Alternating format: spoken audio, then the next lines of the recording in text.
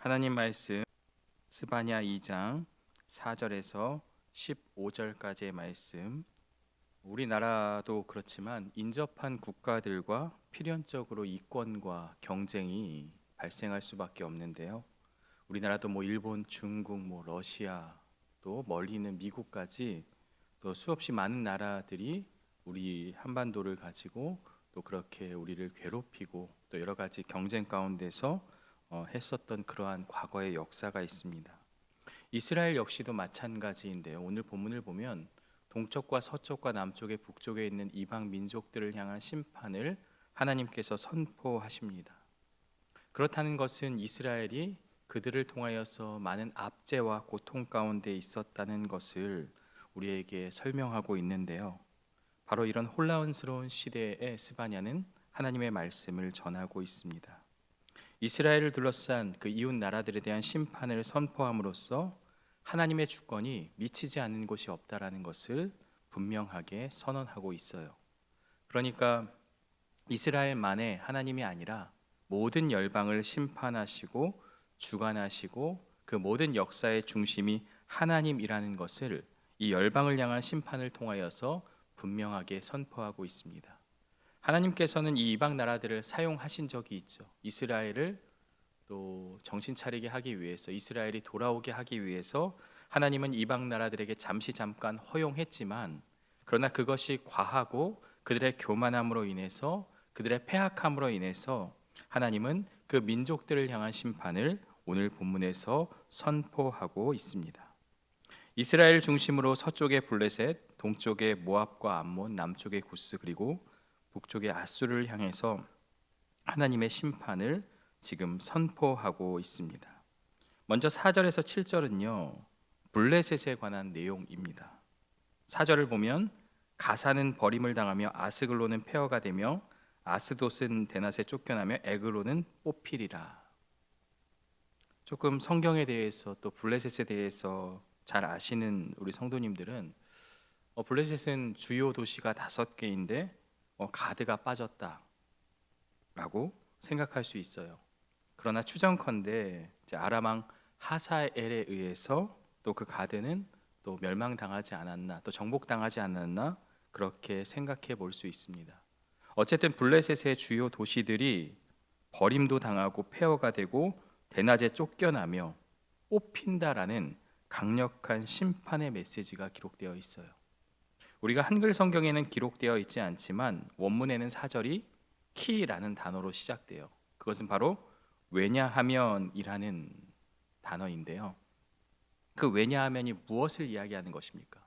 1절에서 3절까지가 이스라엘에 대한 또 여호와 하나님의 백성들을 향한 간절한 회개가 필요하다고 말씀하셨죠. 회개가 필요한 이유, 왜냐하면 그렇지 못한 나라들은 이렇게 심판당하기 때문이다 라는 것을 우리에게 말씀하고 있어요. 너희가 하나님 앞에 진실한 마음으로 회개하지 않으면 이방 나라들처럼 그들의 교만함이 결국 그들을 망하게 할 것이다 라는 것을 분명히 선언하고 있죠. 우리가 이 블레셋이라는 나라에 대해서, 그 족속에 대해서 우리는 사사기 말씀을 통해서 잘 알고 있어요. 사사기 1장에 보면 유다 지파가 그 땅을 완전히 정복해야 함에도 정복하지 않게 되죠. 물론 철병거가 두렵기도 하고 여러 가지 이유들이 나오지만 결국 자신들의 생각과 판단 가운데 쫓아낼 수 있는 힘이 분명히 있음에도 불구하고 노역을 시키며 또한 함께 살고자 하는 그러한 타협의 모습들이 그들의 안에 있었죠. 욕심 때문에 가나안 족속을 내쫓지 않았고 결국 그것이 가시와 올무가 되어서 그들의 삶에 너무나도 큰 고통으로 다가왔다. 블레셋만이 아니라 이 다곤이라는 우상이라는 것들이 그들 가운데 있었고, 이 삼손의 시대에까지도 계속해서 블레셋이 활발하게 이스라엘을 공격하게 되죠.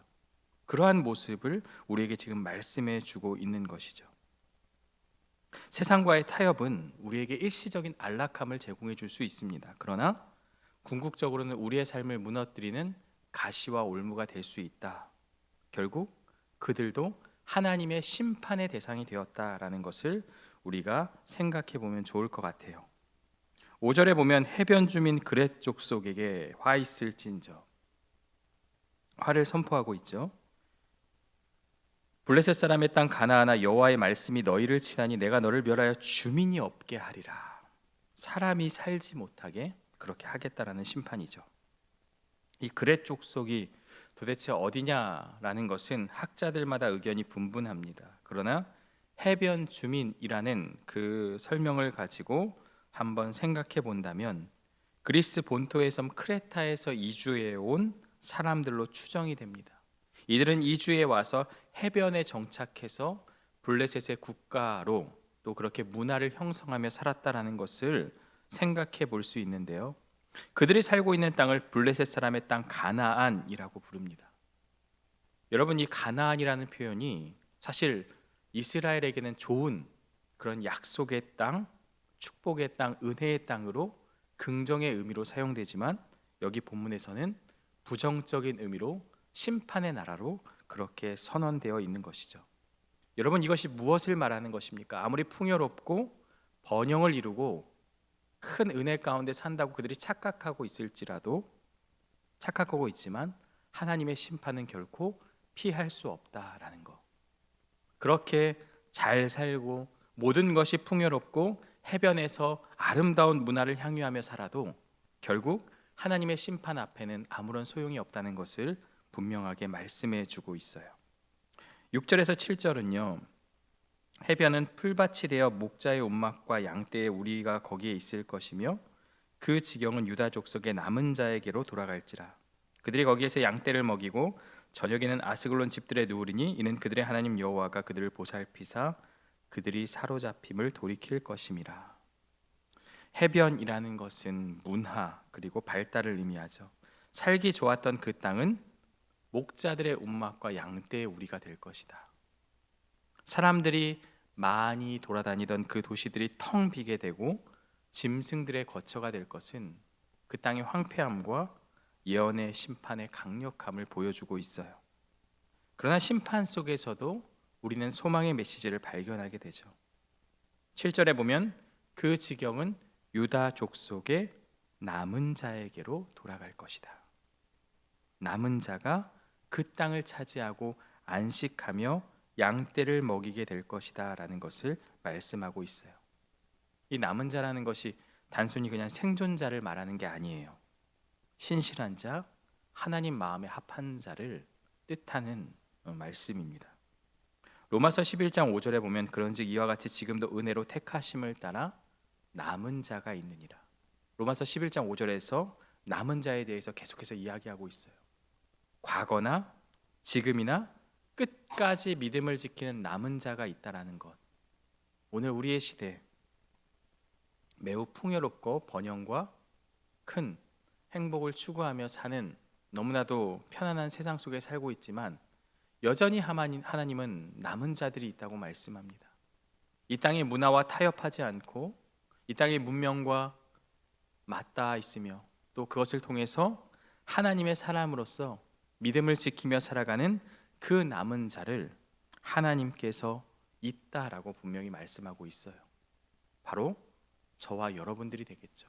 어떤 우월함을 가지라는 게 아니라요, 이 남은 자들을 통하여서 하나의 그루터기가 되어서 이 땅에 여러 가지 잘못된 그런 문화와 세속적인 것들을 변화시킬 수 있는 도구로 우리가 사용되어져야 한다는 것을 말씀하고 있습니다. 계속해서 8절에서 11절은요, 이제 모압이 나오죠. 암몬. 내가 모압의 비방과 암몬 자손이 조롱하는 말을 들었나니, 하나님께서 들었다고 말씀하세요. 그들이 내 백성을 비방하고 자기들의 경계에 대하여 교만하였느니라. 두 가지 죄죠.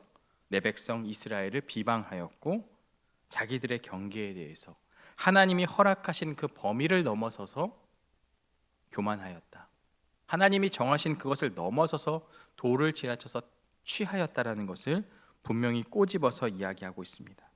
그러면서 9절에서 그러므로 만군의 여호와 이스라엘의 하나님이 말한다. 내가 나의 삶을 두고 맹세하노니, 굉장히 무서운 말씀이죠. 장차 모압은 소돔 같으며 암몬 자손은 고모라 같을 것이라. 소돔과 고모라를 그들이 모를 리가 없습니다. 찔레가 나며 소금 구덩이가 되어 영원히 황폐하리니 내 백성의 남은 자들이 그들을 노락하며 나의 남은 백성이 그것을 기업으로 얻을 것이라. 모압과 암몬의 가장 큰 죄는 교만이었는데요. 그들은 자신들이 경계에 대해서 교만했습니다. 하나님이 정하신 그곳을 넘어서서 욕심을 채우기 위해서 하나님의 그런 정하신 것을 넘으려 했던 것인데요. 하나님께서는 나의 삶을 두고 맹세하노니 모함은 소돔같이 되고 암몬 자손들은 고모라같이 될 것이라. 또 소금 구덩이가 나오죠. 이들은 모를 리가 없습니다.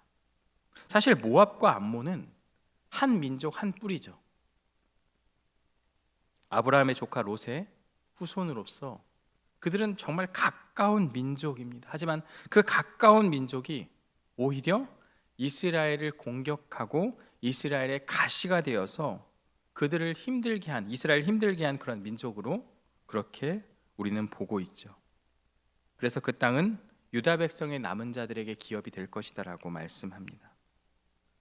소돔의 멸망은 무엇을 이야기하고 있습니까? 물론 성적인 타락도 있지만 낯선 이들을 환대하지 않고 적대했던 그 무정함 때문이라는 것을 우리는 알 수 있습니다. 사회적인 약자, 배려가 필요한 사람들을 섬기거나 챙겨주는 것이 아니라 오히려 이용하려는 그릇된 문명이 그들에게 있어서 심판으로 다가오게 된 것이죠.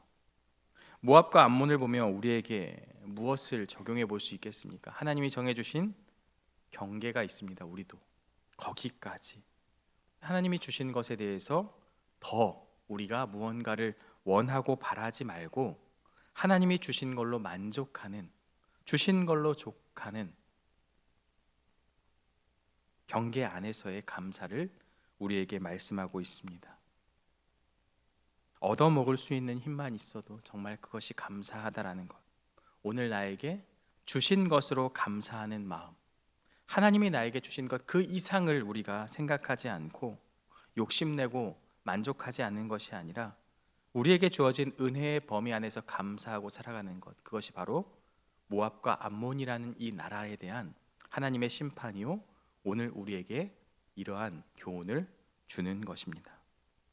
10절 11절인데요.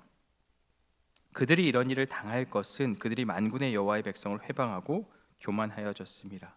그들이 당하는, 심판당하는 이유가 분명하죠. 여호와의 백성을 공격했고 교만하였다. 11절 여호와가 그들에게 두렵게 되어서 세상의 모든 신을 쇠약하게 하느니 이방의 모든 해변 사람들이 각각 자기 처소에서 여호와께 경배하리라. 온갖 잡신들은 다 힘을 잃고 온 세상의 왕 대신 하나님을 경배하게 될 것이다 라는 것을 말씀하고 있어요. 12절은 짧은 한 절인데 구스 사람들에 대한 심판이죠. 매우 짧습니다. 구스 사람들아 너희도 내 칼에 죽임을 당하리라. 오늘날로 보면 에티오피아 그 근방을 말하는 건데요. 굉장히 멀리 떨어져 있죠, 지금 이스라엘과. 그러나 하나님의 공의로운 심판을 그 멀리 떨어진 민족도 피할 수 없다라는 거죠. 그러면서 13절과 15절에 아수르를 향한 심판을 하나님께서 선포하십니다. 여호와가 북쪽을 향하여 손을 펴서 아수르를 멸하며 니느웨를 황폐하게 하여 사막같이 메마르게 하리니. 보통은 이제 손을 편다는 것은 하나님의 축복과 은혜를 상징하는데 여기서 손을 편다는 것은 심판을 말하고 있어요. 니느웨는 강이 있어서 굉장히 물이 풍부했고요. 그리고 기록에 따르면 인공관계 수로도 있어서 어떤 그런 농업과 여러 가지 문화에 있어서 정말 편안하게 살았던 그런 나라였죠. 그러나 하나님의 심판이 그렇게 많은 것들을 누리고 갖춘 그러한 나라일지라도 황폐하고 사막처럼 메마르게 할 것이다. 심판의 강력함을 선언하고 있습니다.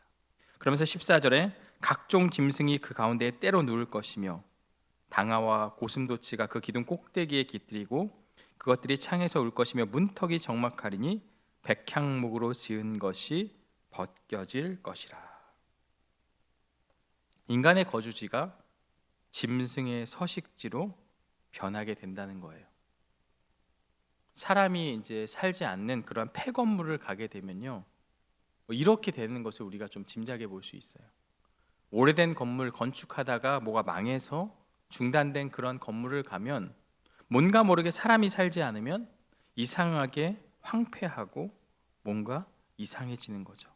각종 짐승이 때로 누울 것이며 이 당하는 펠리칸을 말하는데요. 새죠. 고슴도치가 깃들이고 한때 번성했던 도시가 짐승들만의 거처로 사용되어지고 문명의 중심이었던 곳이 파괴될 것이다라는 것을 말씀하고 있어요. 문턱이 적막하다는 표현을 보면 한때 사람들로 북적였을 문과 입구가 이제는 완전히 텅 비어 조용해졌다. 그리고 백향목으로 지은 것이 벗겨졌다는 것은 그들이 자랑하던 모든 것이 다 사라졌음을 의미합니다.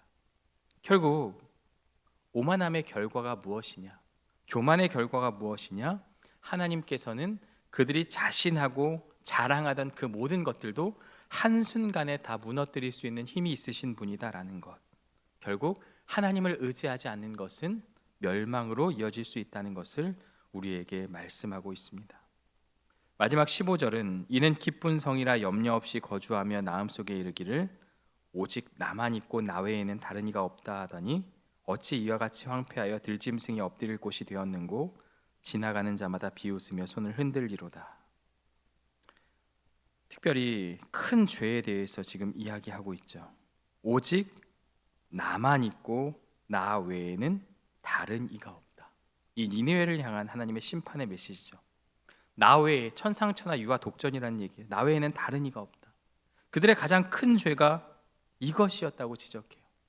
하나님께서는 출애굽기 3장 14절에서 나는 스스로 있는 자다. I am who I am 이라고 말씀하셨죠. 그런데 그것에 반하는 지금 표현을 하고 있어요. 나 외에는 다른 이가 없다는 하나님만 하실 수 있는 선언인데 지금 니느웨가 그런 고백을 하고 있는 거예요. 우리가 세상의 중심이다. 우리가 전부다. 우리가 모든 것을 할 수 있다. 하나님의 절대성을 정면으로 뒤집는 교만을 보여주고 있는 거예요. 결국 니느웨는 그들의 오만함 때문에 기쁜 성읍에서 황폐하고 들짐승이 엎드릴 곳이 되었다라는 것이죠. 스바냐는 지나가는 사람마다 니느웨를 비웃을 것이다. 하나님을 모독하고 자기를 높였던 자들의 비참한 최후를 우리에게 말씀하고 있습니다. 오늘 말씀은 여기까지인데요. 특히 스바냐는 니느웨가 오직 나만 있고 나 외에는 다른 이가 없다고 외쳤던 오만함을 가장 큰 죄로 지적하고 있습니다.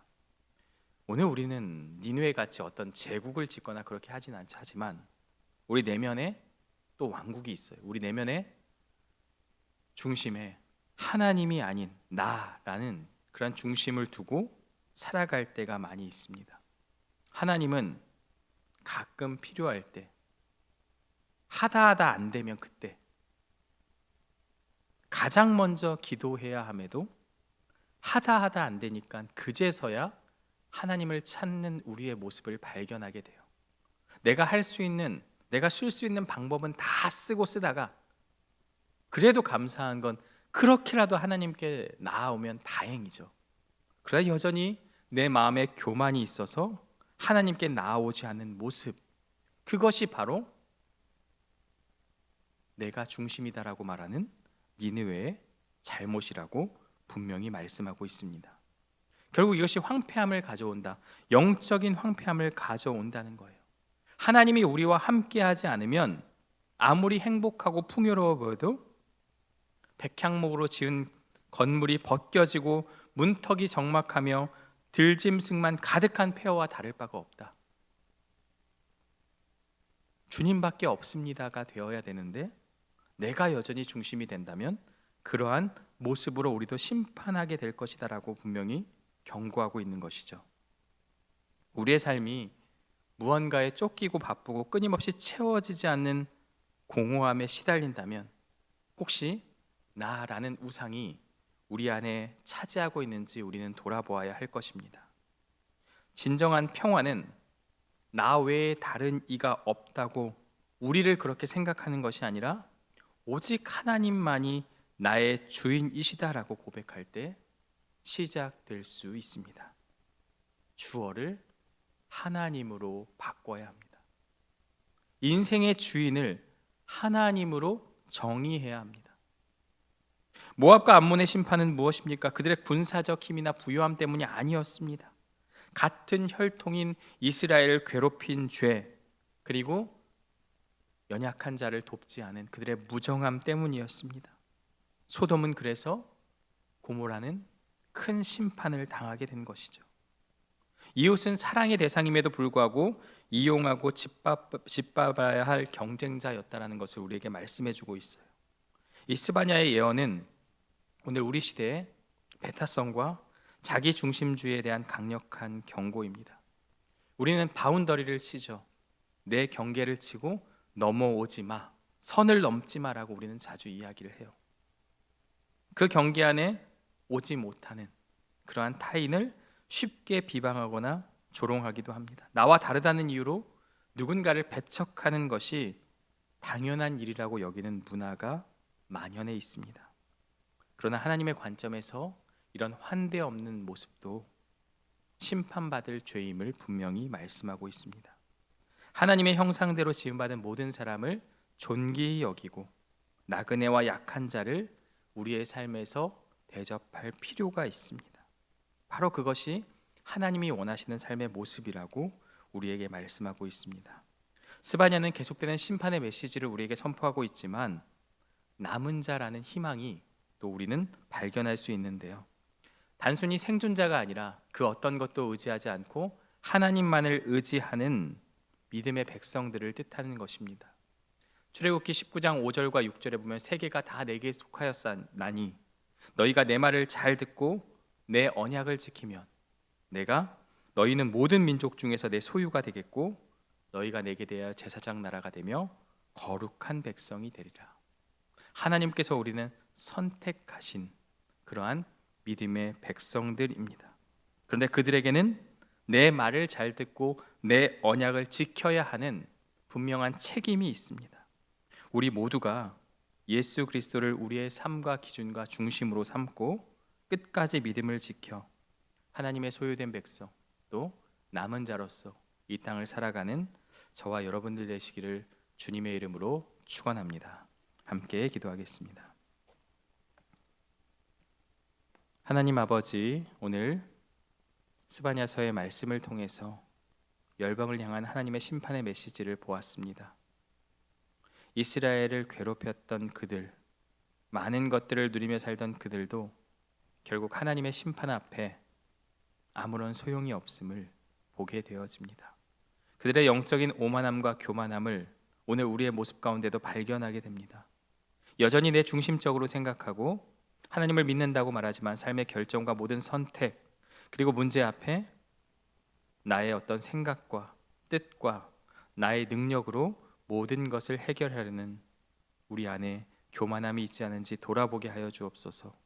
오직 하나님만을 바라보며 내 삶의 주인이 주어가 하나님이 될 수 있도록 인도하여 주옵소서. 모압과 암몬을 통해서 이웃을 대하지 않는 그러한 그들의 잘못된 모습, 그것을 우리도 발견하게 됩니다. 우리에게 필요한 그 많은 것들을 하나님이 주셨기에 우리에게 있어서 너무나도 소중하고 귀한 것이지만 때로는 그것을 떼어서 연약하고 힘든 자에게 또 사랑이 필요한 자에게 환대할 수 있는 그러한 사랑의 모습이 우리 안에 있을 수 있도록 인도하여 주옵소서. 특별히 우리를 남은 자로 세워주셨사오니 그것이 우월함이 아니라 이 땅 가운데서 하나의 그루터기가 되어서 세상을 향하여서 하나님의 백성답게 살아감을 통하여서 진리의 말씀을 삶으로 행동으로 보여줄 수 있는 우리 모두가 될 수 있도록 인도하여 주옵소서. 예수님의 이름으로 기도드리옵나이다. 아멘.